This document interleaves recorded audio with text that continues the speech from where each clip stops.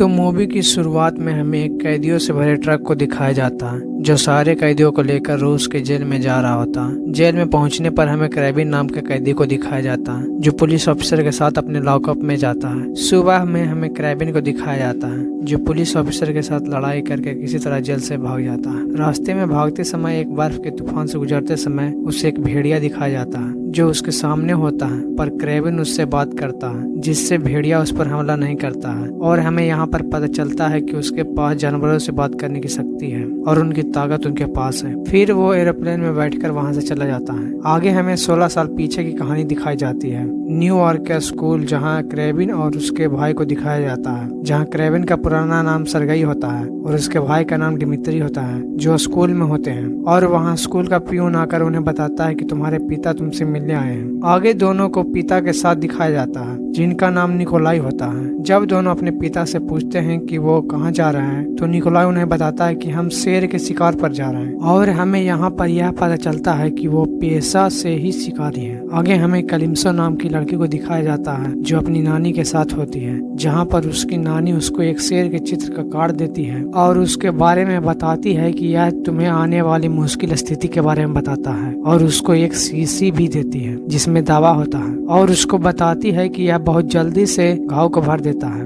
और इसकी तुम्हें बहुत जल्द जरूरत पड़ेगी, इसलिए वो ले लेती है। अगले सीन में हमें निकोलाई को दिखाया जाता है जो अपने बेटे और शिकारियों के झुंड के साथ हिरन का शिकार कर रहा होता है, जहाँ निकोलाई सरगई जो क्रेबिन होता है उसको बता रहा होता है कि शिकार कैसे करते हैं और हमें निडर होना चाहिए जिससे हम बड़े से बड़े शिकार को कर सकते हैं। रात में सब बैठकर बात कर रहे होते हैं जिससे हमें पता चलता है कि डिमित्री निकोलाई का नाजायज बेटा है। बाद में वो शेर को मारने की योजना बनाते हैं। सुबह में हमें निकोलाई अपने ग्रुप के साथ शिकार करते हुए दिखाया जाता है, जहां शेर क्रेबिन पर हमला कर देता है जिससे निकोलाई उस पर गोली चलाता है, पर शेर क्रेबिन को पकड़कर वहां से ले जाता है। उसी जंगल में कलिम्सो भी आई होती है जो घूमते घूमते शेर के पास चली जाती है, पर शेर क्रेबिन को वहीं छोड़कर वहां से चला जाता है और कलिम्सो क्रेबिन को दवा पिलाकर वहां से हेलीकॉप्टर के जरिए हॉस्पिटल पहुंचा देती है और उसके पास शेर के चित्र का कार्ड रख देती है। हॉस्पिटल में डॉक्टर को दिखाया जाता है जो क्रेबिन का इलाज कर रहे होते हैं, पर उन्हें लगता है कि यह मर गया है, पर बाद में वह अपने आप ही जिंदा हो जाता है जिससे डॉक्टर सरप्राइज हो जाते हैं। बाद में क्रेबिन से मिलने उसका भाई और उसके पिता आए होते हैं जो डॉक्टर से क्रेबिन को घर ले जाने की बात कर उसको घर ले जाते हैं। घर में उसके पिता उससे कह रहे होते हैं कि तुम्हारी डर की वजह से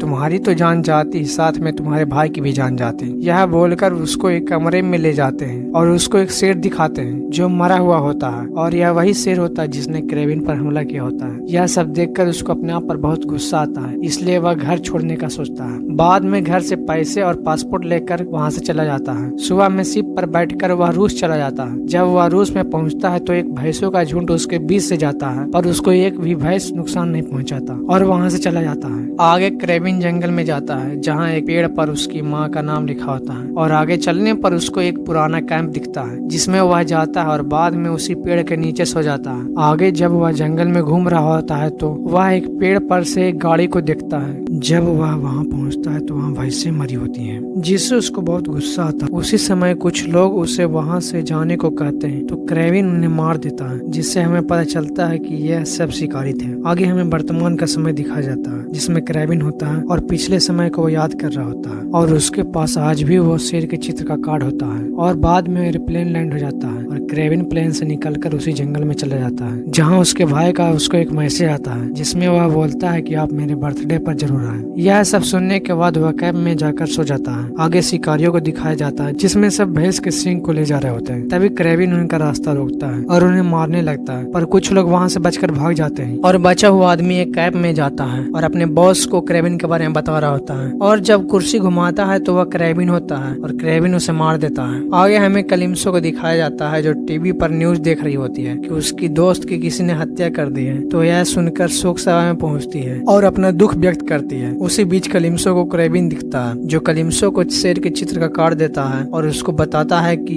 उसकी दोस्त के कातिल को उसने मार दिया है। आगे दोनों को दिखाया जाता है जो एक दूसरे की मदद करने के लिए तैयार हो जाते हैं। आगे हमें राइनो नाम के आदमी को दिखाया जाता है जो अपने कुत्ते के साथ खेल रहा होता है, जहाँ उसका आदमी उसे बताता है कि कोई जेल से उसके आदमी आदमी को मार दिया है, जिस पर राइनो जॉन के 3 आदमियों के साथ मीटिंग रखने को कहता है। आगे मीटिंग में राइनो जॉन के आदमियों को उसका साथी बनने को कहता है और जॉन को मारने को कहता है। तो जॉन के आदमी उस पर गोली चला देते हैं, पर राइनो मरता नहीं, उसकी वजह से वह पत्थर बनने लगता है। तब सबको कहता है कि मुझे नहीं मार पाओगे, यह बोलकर 2 आदमियों को मार देता है और एक आदमी को अपना पार्टनर बना लेता है। आगे हमें डिमित्री को दिखाया जाता है जो अपने बर्थडे पर गाना गा रहा होता है। वहाँ पर निकोलाई भी होता है जिसके पास एक आदमी आता है जो डील के लिए आया होता है, पर वह पार्टी में राइनो के कहने पर वहाँ हमला कर देता है, पर निकोलाई किसी तरह बच जाता है और डिमित्री पियानो के नीचे छुप जाता है। और बाद में जब वह अपने पिता के पास जाता है तो उसके पिता उसे कमजोर कहकर वहाँ से भगा देते हैं। आगे हमें राइनो को दिखाया जाता है जहाँ उसका आदमी उसे बताता है कि निकोलाई बच गया और मुझे एक वीडियो मिला है। जब वीडियो देखता है तो उसमें क्रेबिन होता है, तो राइनो अपने फॉरेनर आदमी को क्रेबिन के पीछा करने को कहता है क्योंकि उसे पता चल गया है कि क्रेबिन निकोलाई का बेटा है। आगे फॉरेनर को दिखाया जाता है जो क्रेबिन के जेल में जाता है जहाँ से क्रेबिन भागा होता है। वहाँ पर उसको बाघ का दांत मिलता है। इसी बीच उसको एक पुलिस ऑफिसर देख लेता है, पर उसके पास किसी को भी वश में करने की शक्ति होती है और वो इसी शक्ति से पुलिस ऑफिसर को अपने बस में कर देता है और उसे मार देता है। आगे क्रेबिन को दिखाया जाता है जो एक बिल्डिंग में छिपकर अपने भाई को बर्थडे विश करता है और बाद में पार्टी में जाता है जहाँ निकोलाई भी आता है और साथ में पार्टी को ज्वाइन करता है। आगे डिमित्री को सुलाने के बाद जब वह सोने जाता है तो शोरगुल होने की वजह से वह बाहर सो जाता है। जब वह सुबह में वापस डिमित्री के पास जाता है तो वह बेड पर नहीं होता है, तो जब वो नीचे देखता है तो डिमित्री को कुछ लोग उठा कर ले जा रहे होते हैं। क्रेबिन उन्हें रोकने की कोशिश करता है पर वह उन्हें रोक नहीं पाता। आगे वह कलिम्सो से मिलने उसके ऑफिस जाता है और अपने भाई के किडनैप के बारे में बताता है और किडनैपर को ढूंढने के लिए कहता है। कलिम्सो उसे पता करके बाद में बताने को कहती है। बाद में क्रेबिन अपने पिता के पास जाता है तो उसे पता चलता है कि किडनैपर ने पैसे मांगे हैं। क्रेबिन देने को कहता है पर निकोलाई उसे मना कर देता है क्योंकि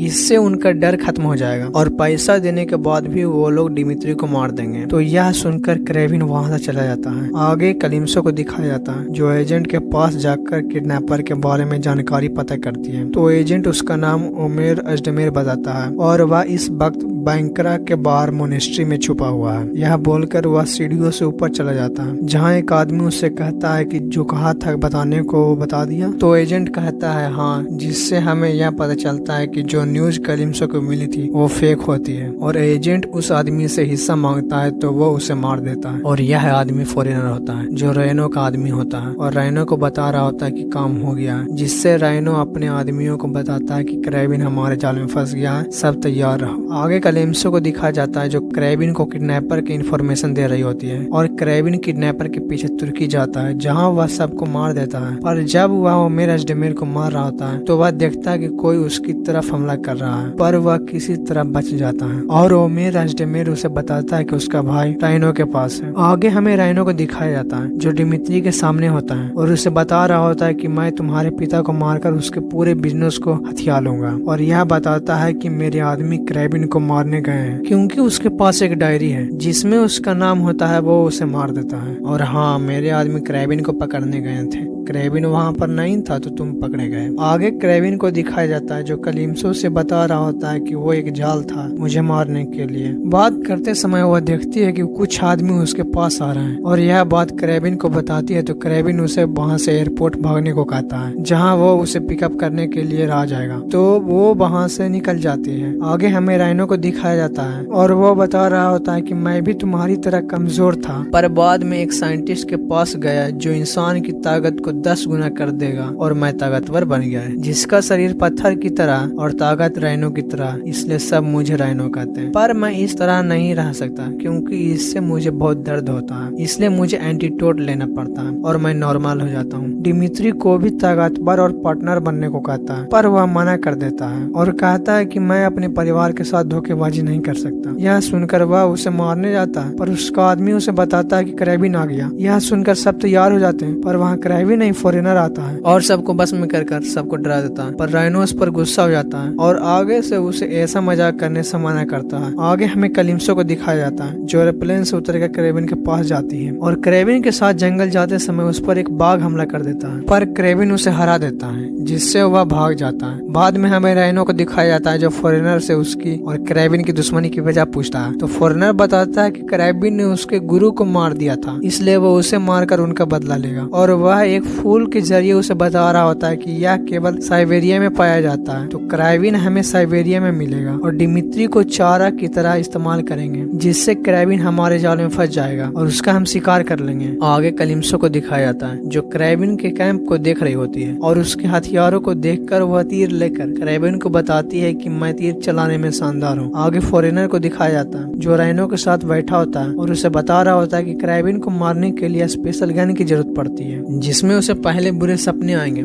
बाद में उसके शरीर में जहर चला जाएगा और वह तड़प तड़प कर मर जाएगा। आगे क्राइबिन को दिखाया जाता है जिसे फोन आता है जिस पर उसका भाई होता है और यह फोन केवल उसकी लोकेशन जानने के लिए किया गया होता है। बाद में सब उस लोकेशन पर पहुंच जाते हैं जिस पर क्राइबिन और फॉरेनर के बीच लड़ाई होती है, जिसमें फॉरेनर स्पेशल गन से क्राइबिन को मार देता है पर कलिम्सो फॉरेनर के आंख में तीर मारकर उसे मार देती है। आगे हमें डिमित्री को दिखाया जाता है जो लड़ाई के बीच वहाँ से भाग जाता है पर राइनो के आदमी उसे पकड़ कर राइनो के पास ले जाते हैं। इधर राइनो के पास उसके आदमी डिमित्री को पकड़ कर ले जाते हैं और राइनो को बताते हैं कि क्राइबिन मर गया। इससे राइनो यह सुनकर डिमित्री को गाड़ी में बैठाने को कहता है क्योंकि उसे लगता है कि निकोलाई का केवल एक ही बेटा है जिससे वह हमारी शर्त मान जाएगा और हमें $20 मिलियन दे देगा। यह सब सोचकर वह जा रहा होता है पर रास्ते में उन पर भैंसों का झुंड हमला कर देता है और उसके बीच से निकलता है क्राइबिन जो सबको मारने लगता है। यह सब देखकर राइनो अपने राइनो रूप में आ जाता है और क्राइबिन को मारने लगता है पर क्राइबिन उसकी कमजोरी देख लेता है और उस पर हमला करके उसे मार देता है। पर मरते समय राइनो क्राइबिन को बताता है कि इस सब के पीछे तुम्हारे पिता हैं और तुम्हारे जेल से भागने की वीडियो मेरे पास उन्होंने ही भेजा है। यह सब सुनने के बाद वह अपने पिता के पास रुस जाता है और अपने पिता से बात करता है जिसमें उसके पिता कहते हैं इन सब के पीछे मेरा ही हाथ था और क्राइबिन को गुस्सा भुलाकर अपने साथ रहने को कहते हैं क्योंकि उनके बाद यह सब क्राइबिन को ही संभालना होता है। तो यह सब सुनकर क्राइबिन वहाँ से जा रहा होता है और इसी बीच निकोलाई पर एक भालू हमला कर देता है। निकोलाई जैसे ही भालू को गन से मारने की कोशिश करने लगता है तो उसमें गोली ही नहीं होती है जिससे भालू निकोलाई को मार देता है और निकोलाई के गन से गोली क्राइबिन ने निकाली होती है जो जाते समय गोली को फेंक देता है। आगे हमें 1 साल बाद दिखाया जाता है जिसमें आज डिमित्री का बर्थडे है और उसे विश करने के लिए वहाँ क्राइबिन आता है। दोनों बैठकर बात करते हैं जिसमें डिमित्री न्यूयॉर्क के एक साइंटिस्ट के बारे में बता रहा होता है कि उन्होंने मुझ पर एक एक्सपेरिमेंट किया और चमत्कार हो गया जिससे मैं बदल गया और अब मैं कमजोर नहीं हूँ। इसी के बीच एक आदमी डिमित्री के कान में कुछ कहता है। क्राइबिन डिमित्री से कहता है कि तुमने गैंगस्टर के साथ दोस्ती क्यों की है, जिस पर डिमित्री कहता है कि अब डैड का बिजनेस मैं संभाल रहा हूँ तो दोस्ती तो करनी पड़ेगी ना। यह सब बोलकर डिमित्री वहाँ से जा रहा होता है पर रास्ते में क्राइबिन डिमित्री से बात करने की कोशिश करता है पर डिमित्री क्राइबिन का रूप लेकर उसे सरप्राइज कर देता है और कहता है कि अब मैं किसी का भी रूप ले सकता हूँ।